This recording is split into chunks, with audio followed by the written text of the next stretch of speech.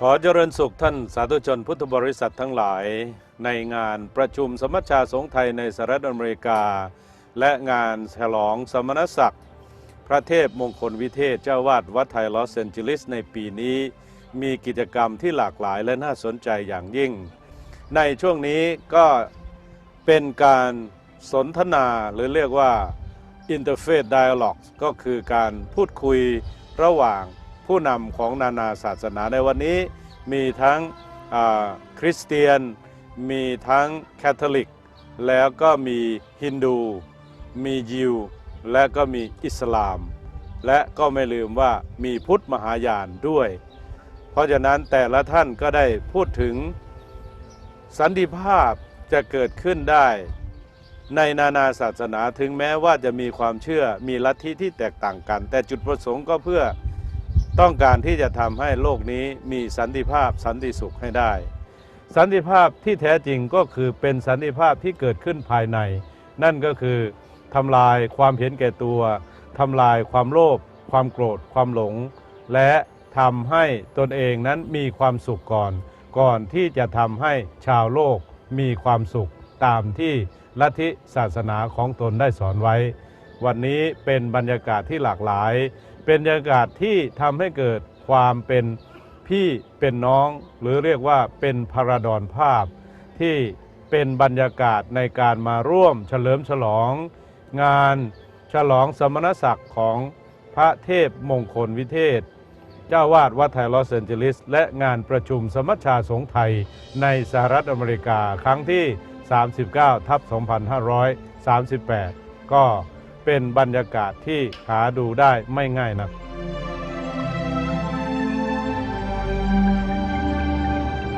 ศาสนาในวันนี้นั้นขอต้อนรับทุกท่านสู่บรรยากาศของการเสนอความคิดเห็นเกี่ยวกับหลักธรรมและหลักศาสนาเพื่อสร้างสันติภาพให้แก่โลก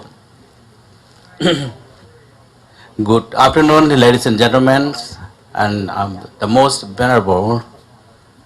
And today we have a very special occasions that on behalf of the organizing committee, we never have any English spoken program.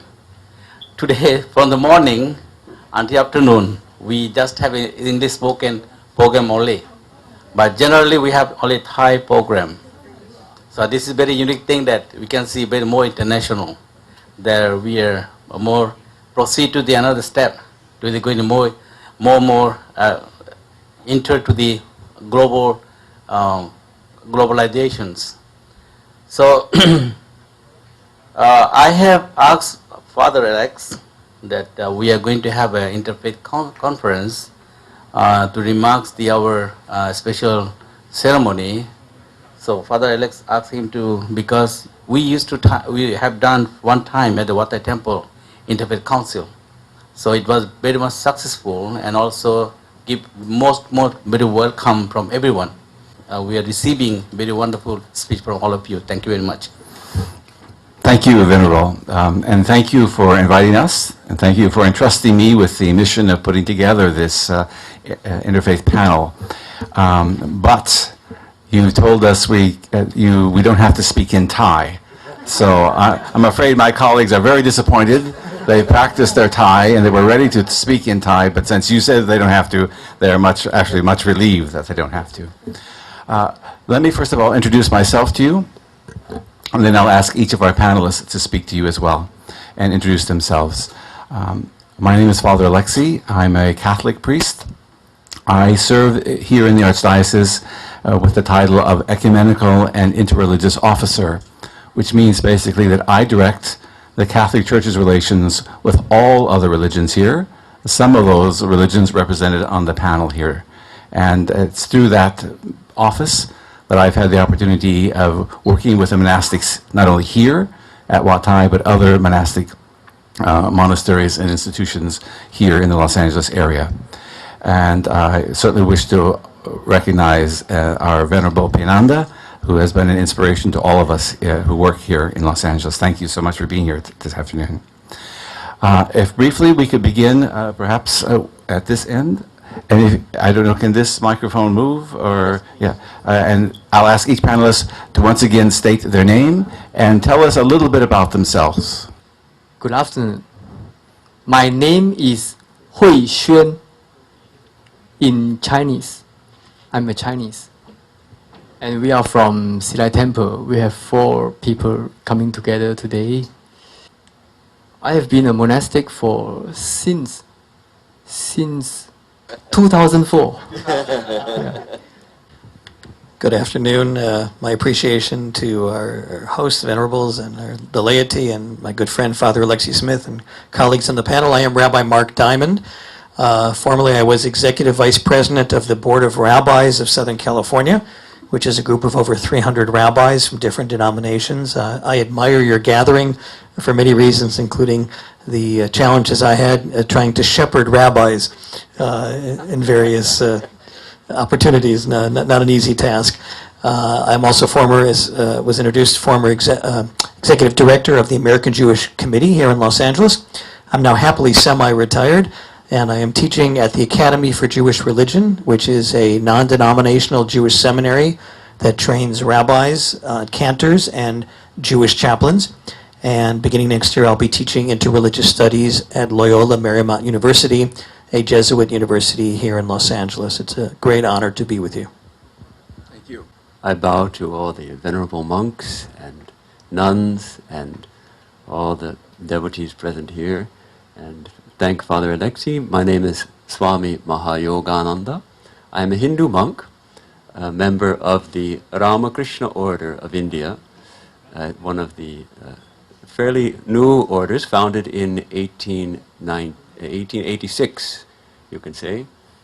And our most famous monk was Swami Vivekananda, who came to this country in 1893 and brought the teachings of Vedanta. Vedanta is the formal term we use for Hinduism. So I joined our order in 1997. Thank you to all of you for inviting us, especially Father Alexi and Venerable Sumana. My name is Daska Ross. I am an elder in the Presbyterian Church, part of the Christian community. Father Alexi and I serve on an ecumenical council. I'm not sure why he chose me, but I'm delighted to be here, and I look forward to our time together. I am ordained, but I'm not a minister. And I am the executive of the Synod of Southern California and Hawaii. This is a geographic designation.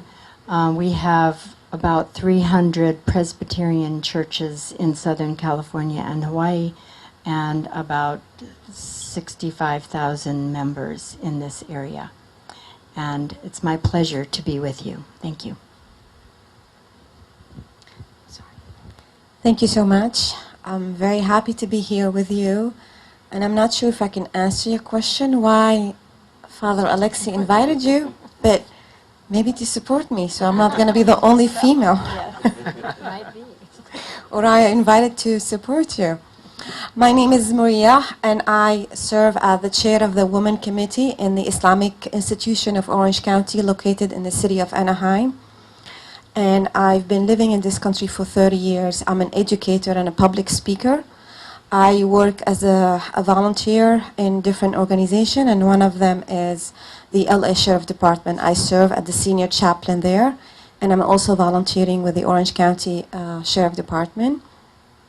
And I have 3 wonderful kids, and I reside in Orange County in Huntington Beach City. And again, we're very happy to be here with all of you. Thank you. Just keep that microphone there because we're going to begin with you, Maria.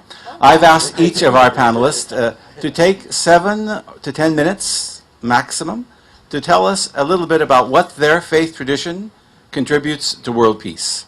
And so I'd like to begin with Maria and the Islamic faith. Thank you so much. Keep in mind that I'm a public speaker, so I speak a lot, so you need to time me, okay? Don't worry. Okay. So I'm going to start with the beginning of the meaning of the word Islam and the meaning of the word Muslim. Islam in Arabic derived from the word Silm, as well as the word Muslim, who is the believer and the practicer of that faith. Both of them, they have a three-letter SLM. And SLM in Arabic form a word, and the word is Silm, and Silm means peace. So Islam means to submit with peace to the will of God, and the Muslim is the one who lives with peace and ensure peace around. It may not be the case in some places, but I'm talking about the genuine meaning of Islam and Muslims and what the teaching of the Holy Book, the Quran. Since the beginning of life, the Quran teaches that God created a human being for a purpose in life. And it started with Adam and Eve, and it went on to our generation. And the mission that God created us is to establish life here, to maintain peace and justice, and promote kindness and compassion. And the reason I'm saying that, because the Quran have 114 chapters. Every chapter starts with a repeated verse, and the verse is in Arabic, Bismillahir Rahmanir Rahim, and that meaning is in the name of Allah, the Arabic word for God, the most compassionate, most merciful. So the message was repeated many times in the Quran to emphasize the importance of living with peace, living with mercy, and living with compassion. Throughout the day, Muslims need to maintain this message. And the way we maintain this message is by devoting our time to God and to serve humanity. The day starts with an early prayer around 4 o'clock in the morning. And we usually, not all of us, but a lot of people don't do that. I am one of those who does practice. Is I do get up at 2:30 in the morning, and I start my daily with a special prayer, which is kind of meditation, for an hour and a half before dawn start. Reading the Quran, supplicating, praying to God one-on-one in a quiet night is kind of the boost of the day. So I can maintain my day and I can be able to serve God and serve people around me. Throughout the day, we also perform 4 other additional prayer, which I did one just right before I enter here. And that's also to remind me about the message. Remind me about the reason why God created me. Remind me that I need to respect people. Because in the teaching of the Quran, verse 70 in chapter 17, God said, we have created the children of Adam and we have honored them. So honoring people regardless if they agree or disagree with us, if they have the same faith or they practice different faith, we need always to respect. And this has to be a mutual thing, but it starts with me first, because that's the teaching of my faith and that's the teaching of my book. In order to maintain peace, I have to start within. In order to maintain compassion and kindness, I have to start with myself first. The Quran was not given to Prophet Muhammad only to his follower. Anyone is welcome to read the Quran. And there's something that I would like to share with you is the first chapter and the last chapter. Both of them, they were dedicated to mankind. Without telling a believer, without telling any name, but God says in the name of the Lord, the creator of mankind, the creator of the universe, the most merciful, most compassionate. So the message is universal. The teaching is universal. Peace is one color. Kindness is one color. Mercy is one color. And all we need to do is just have peace within.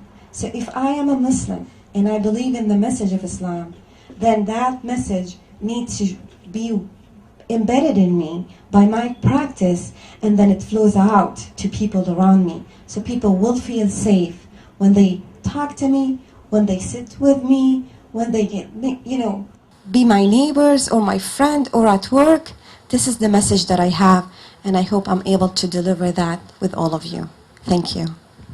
Thank you, Maria. Did I pass my time? Yes, first you passed. Very good. Elder Daskaras.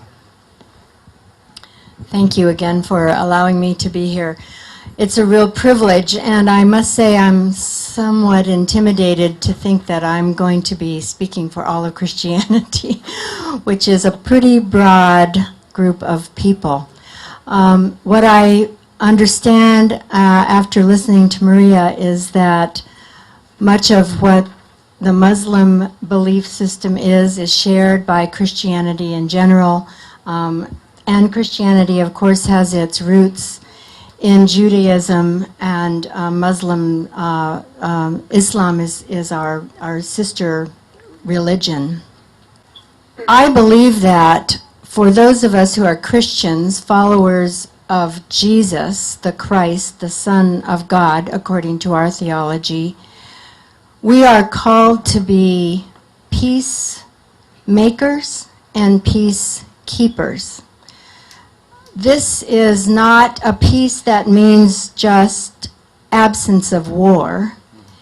It is based on the Jewish idea of shalom, salam, which means wholeness, health, integrity, and it goes well beyond just being able to walk without conflict. It means that we are keepers of the whole of creation, and we're the keepers of the welfare of our fellow humans all over the world. That sense of wholeness means that we have to go beyond what's comfortable. We have to do what's right for the entire well-being of humanity, not just what feels right or good to me. Jesus gave his followers two, what some would say competing, but not, I don't believe he meant it that way, two sets of instructions. One was to go and make believers of all people. The other was to take care of those who are in need, to reach out to those who are hungry and feed them, to find the folks who are the victims of disaster or war and offer assistance, to welcome the stranger, welcome the immigrant, welcome the refugee, to bind up the wounds of those who are hurting. And in the past centuries, sometimes those two instructions have one or the other, usually the one to go and make all believers, has been emphasized probably often to the detriment of peace in the world. All of this, I think, is to say that we're probably in agreement with almost any religion that honors God and honors humanity as God's children, no matter what we might call God. So it is a real privilege to be here and to learn more about this way of being together as a community of God. Thank you. Thank you. Swami? If I may, I would like to start with a peace prayer, Please. peace chant in Sanskrit.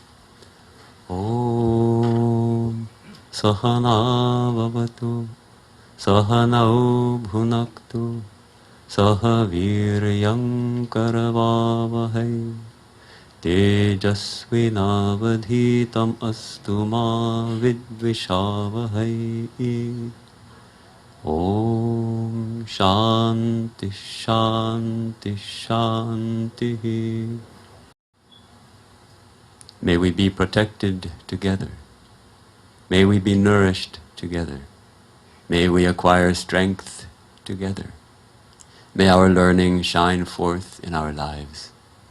May we not cavil at each other. Om, peace, peace, peace.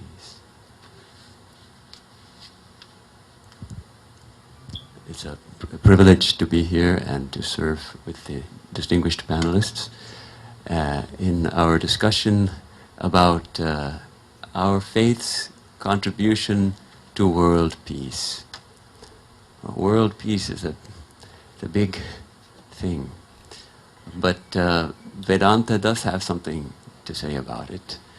I think I would like to start by saying that when we talk about religion, about Hinduism, about Vedanta, we're not talking about a set of beliefs that we should adhere to and a set of rules that govern our lives.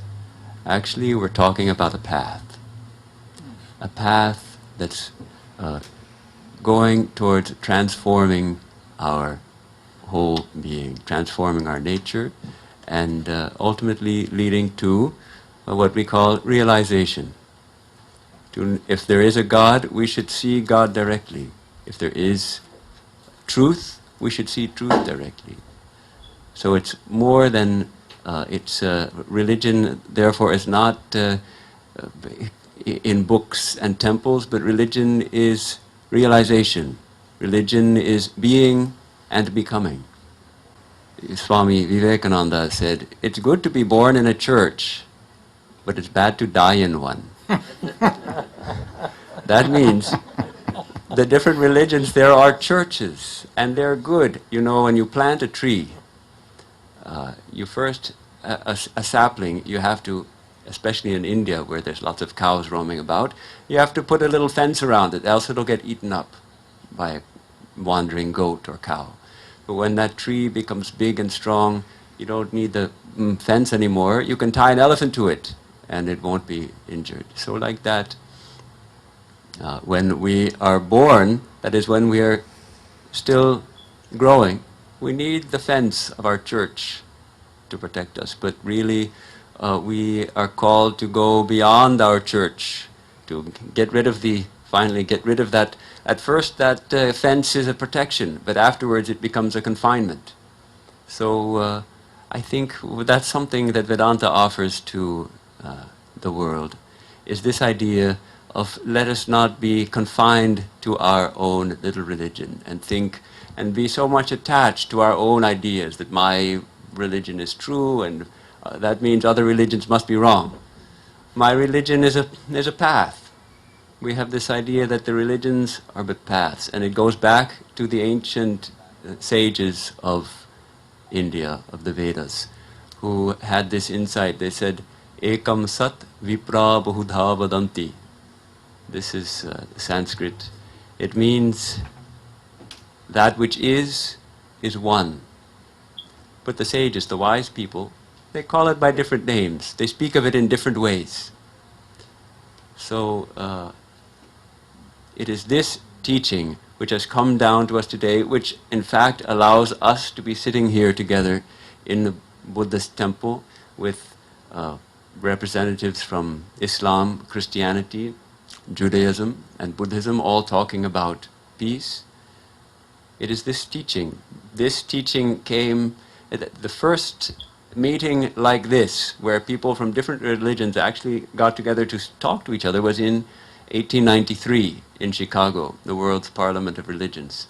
And there, our Swami Vivekananda, he brought this teaching, that we not only tolerate other religions, but we accept them as paths.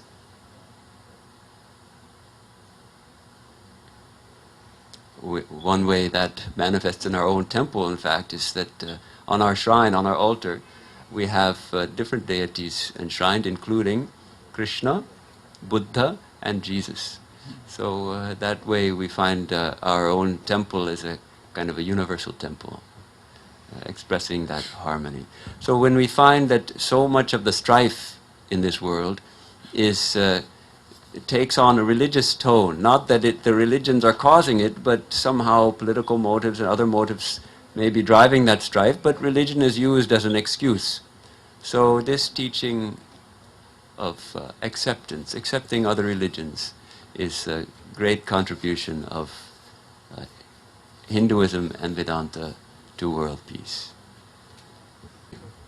I think I'll close with a little story which is told often in our circles, but is originally a Jain story, the Jain tradition, which is not represented here today, but an Indian religion. Mahavira Tirthankara was came at the same time, more or less, as Buddha did. So the story is that there were 6 blind people and an elephant, and they all they were curious about the elephant. The elephant was in some parade, and so they requested to know, what is this elephant? So they came up and were permitted to touch the elephant. And one of the people touched the elephant's trunk, and another touched the leg and another touched the tail. In that way they touched different parts of the elephant and felt that, yes, I've touched an elephant. I know what an elephant is. So afterwards they were talking amongst each other, and boy, I never realized that an elephant is like a snake. And another person said, what are you talking about? I touched the elephant. The elephant is surely like a big pillar. The third person said, well, I touched the elephant too. You guys must be crazy. You see, the elephant is like a big wall. So pretty soon they got into a big argument. So another person came walking along, seeing their argument, said, oh, what's going on? And figured out what had happened. One person had touched the trunk. Well, an elephant is like a snake if you look at the trunk. Another had touched that the pillars, the legs are like a pillar. The side is like a wall. So they have all touched the elephant, but just a part of it. So like that are the different religions. Our great prophets, our great teachers, all of us, we are all striving to touch the elephant, and we have touched it. Some of us have definitely touched it, and I have seen God. I know that God is such and such. Or I have awakened. I know that reality is such and such. Yes, good. But maybe you have only touched part of the elephant. What's the whole elephant? So this story I offer as a beautiful teaching story for harmony of religions. Thank you, Gita. Thank you, Swami. Rabbi. Thank you, Father. And again, it's an honor to be here. The temple I pray at is a congregation of Don Ariel, not far from here at the corner of Laurel Canyon and Burbank Boulevards. And I must say, in my years in Los Angeles, this is my first time here in your beautiful temple, and I look forward to returning. And I want to echo my brother's comments that peace begins at home and with family.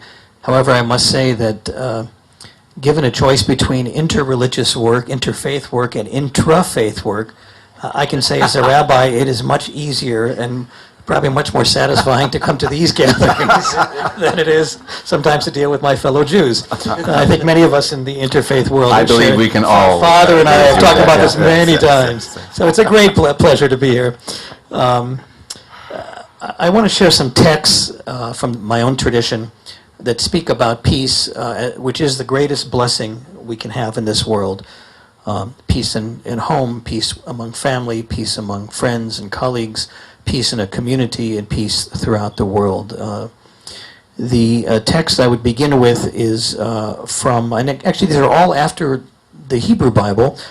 This is all rabbinic literature from a book called Leviticus Rabbah, which picks up on a short verse in the Psalms, which says, Bakesh shalom v'rodfehu, Radev shalom, seek peace and pursue it. It is Aaron, the brother of Moses, in Hebrew scriptures, was renowned as a man who sought peace and pursued peace. And the sages of our tradition, of the Jewish tradition, ask, what does it mean to seek peace and then pursue it? And the answer they give is, you must seek peace in your own place, and you should pursue it even to another place as well. You should look for opportunities to find peace and to pursue peace and to bring peace, whether it's, again, within a family, between neighbors, within a community, or throughout the world. Another famous passage from a little tractate in the Babylonian Talmud, which was a great corpus of Jewish law and lore after the Bible, says the following. It was taught that a very famous rabbi, Shimon ben Gamliel, said, the world is maintained by three things: by justice, by truth, and by peace. Another rabbi, Rav Muna, came along and said, these three actually are one. If justice is present, then truth is present, and this makes peace. And all three are found in the same verse in the prophet Zechariah. Judge with the justice of truth and peace within your gates. And the text concludes, wherever there is justice, there will be peace. And wherever there is peace, there will be justice. That, in so many ways, in my own tradition, is the impetus for what we call tikkun olam, this notion of healing and repairing the world and actively doing deeds of love and kindness that bring peace in the communities and throughout the world. One of my favorite texts when it comes to peace is, again, another statement from the Talmud. It is based on a section of the Bible, Genesis chapter 18, and is predicated upon a question that the rabbis asked, which I think is a very interesting question, theological question. Is it okay to lie for the sake of peace? Is peace so important that one should tell what we call a white lie for the sake of peace? And the sages of my tradition found a wonderful justification in chapter 18 of the Bible. That is the story of God's visiting Abraham and Sarah at their tent and the extraordinary hospitality of the patriarch and matriarch. And in chapter 18, verse 10 of Genesis, God says, I will surely return to you at this time next year, and behold, Sarah, your wife, will have a son. This is what the Lord says to Abraham. And the text continues, Sarah was listening at the tent door, which was behind him. Now, Abraham and Sarah were not young people, let's be honest here. They were quite advanced in age, and the Bible says Abraham and Sarah were old, advanced in age. Sarah was past childbearing. Sarah laughed to herself and said, after I have become old, shall I have pleasure, my Lord being old also? She's essentially saying, sounds like a nice promise that I'll have a child, but I'm old, and my husband, he's really old. Okay. God then says to Abraham in the next verse, why did Sarah laugh, saying, shall I indeed bear a child when I am so old? But I would just share with you, this was, I think, to my mind, a wonderful example of the faith communities coming together to embrace a notion that we live here in Los Angeles, the city of angels, and we want to set an example for the world of peace and understanding and tolerance and religious pluralism. Stand up for the values we share in common and stand up against hatred and violence. Let me close with a prayer. In my tradition, we are obligated to pray 3 times a day, the Shachrit morning prayer, the Mincha afternoon prayer, the evening prayer, Ma'ariv. On the Sabbath and holidays, 4 times a day, sometimes 5 on the Day of Atonement, Yom Kippur. Every prayer service contains what's called the Amidah, the standing prayer, the silent devotion of blessings. And every Amidah, every day in our tradition, ends with a prayer for peace. And this is what I would close with. Grant peace, goodness and blessing, grace, kindness and mercy to us, to your people Israel, to all humankind. Bless us, O Creator, all of us together, through the light of your presence. Truly, through the light of your presence, Lord our God, you gave us a Torah of life, the love of kindness, the love of justice and blessing, the love of mercy, life and peace. May you see fit to bless us at all times, at every hour, with your peace. Praised are you, O God, source of peace. Thank you. Amen. Thank you. Venerable. Good afternoon, venerables and distinguished guests. My name is Hui Xuan. Hui means wisdom, and Xuan means spread, which is named by my master, Master Xing Yun. I think it's my mission to spread the wisdom. The individual rights for peaceful existence has led the charge in areas such as environmental protection and nuclear disarmament. But the true meaning of peace goes beyond just stopping weapons of wars. Venerable Master Xing Yun had referred to the peace achieved between the inner mind and outer situation. As the Buddha mentioned, chaotic events continuously occur because of the clash between inward and outward thoughts. Therefore, peace is not sustainable without purification of mind. Peace is also not achieved through the individual, but through mutual respect and cooperation. On how to apply the ideas to the world and make contribution to the harmony of the world, Venerable Master Xing Yun gave his suggestions as follows. Firstly, visualizing non-self As the Diamond Sutra teaches, in reality, there is no difference between self and others. Clinging to the false idea of self is the root source of suffering. And by knowing non-self, we can achieve an everlasting peaceful mind. The Buddha once said, people care about the wrinkles on their clothes, but still remain indifferent when leaves fall aside. It points out our attachments to personal possessions at the expense of others' interests or benefit. To eliminate our false perceptions, the Buddha gave the teaching interdependent origination and non-self. Secondly, compassion and loving kindness. Compassion is another important practice for all Buddhists. As the Dhammapada explains, as we can see our own fear of death and being killed, we should show empathy for others by not hurting them. We should love our earth as one, guide our homeland together, do good deeds, say good words, and think good thoughts. May individuals' harmony be achieved through joy. May family harmony be achieved through deference. May interpersonal harmony be achieved through respect. May social harmony be achieved through cooperation. And may the world harmony be achieved through peace. And thank you very much for Wat Thai to invite Silai Temple in this. Thank you. Thank you very much.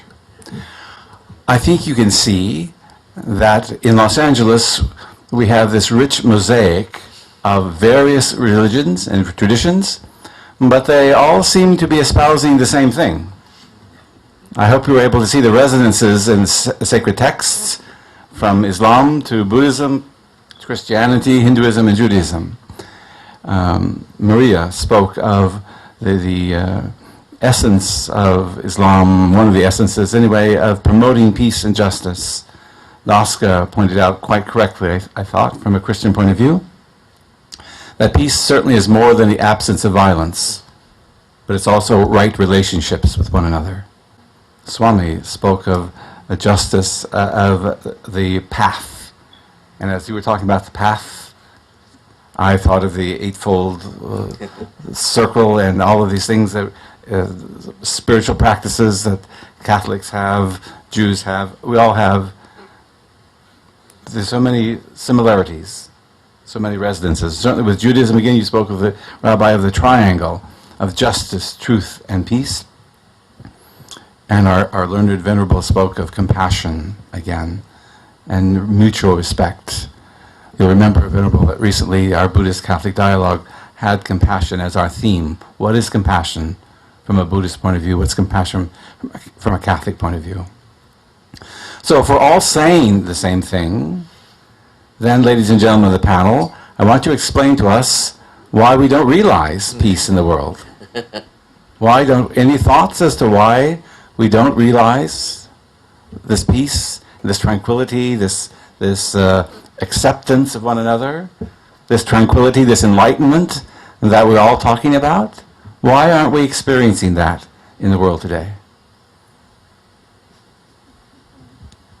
Father, our lips and our hearts are not one. They're still two. Yes. A good point. Our lips and our hearts are not one. They're not in sync. They're not speaking together. They're not working in harmony. That's very true. Daska, did you wish to?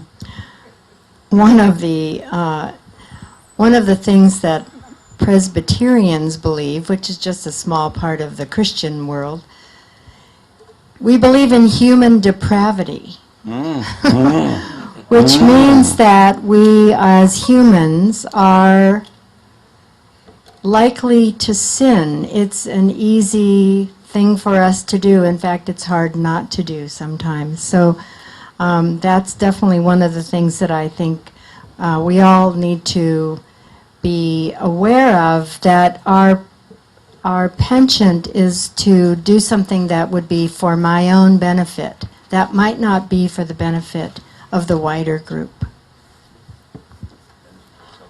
Selfishness, yeah. Self-centeredness, selfishness. Yeah. Rabbi? Father knows that one of the themes I like to speak about is good religion versus bad religion. You may recall, Father, that my son Jeremy, who's now just turned 26 years old, when he was bar mitzvah age, his favorite rock group was called Bad Religion. Yes. This would be very appropriate for the son of a rabbi, of course.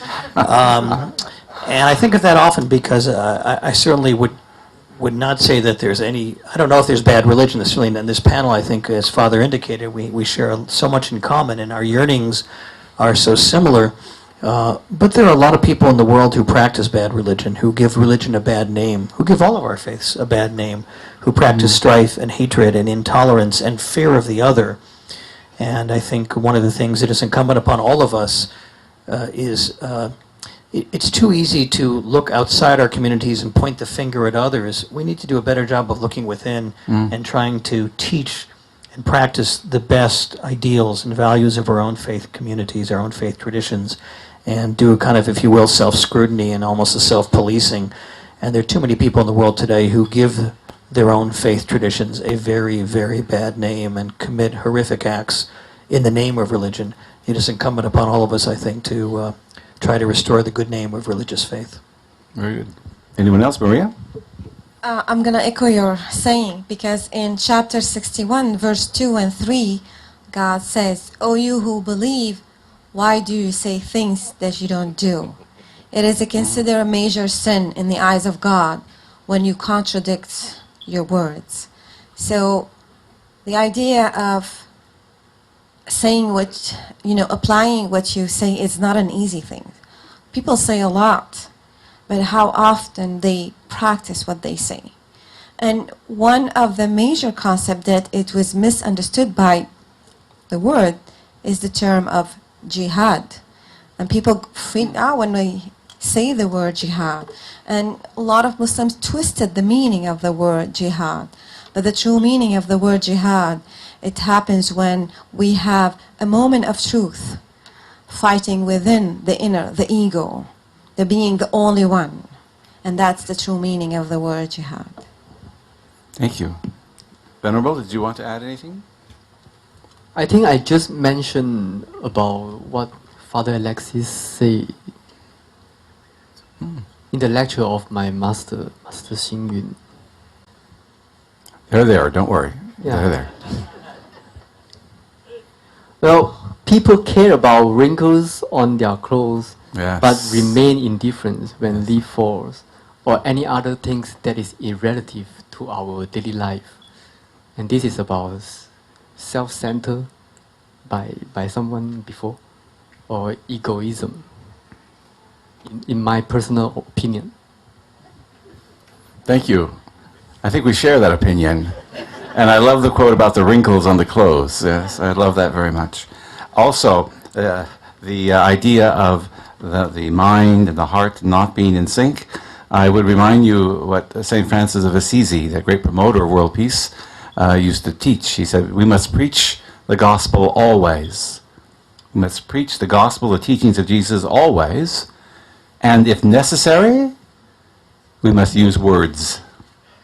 If necessary, we must use words, meaning our actions have to radiate the teachings of Christ.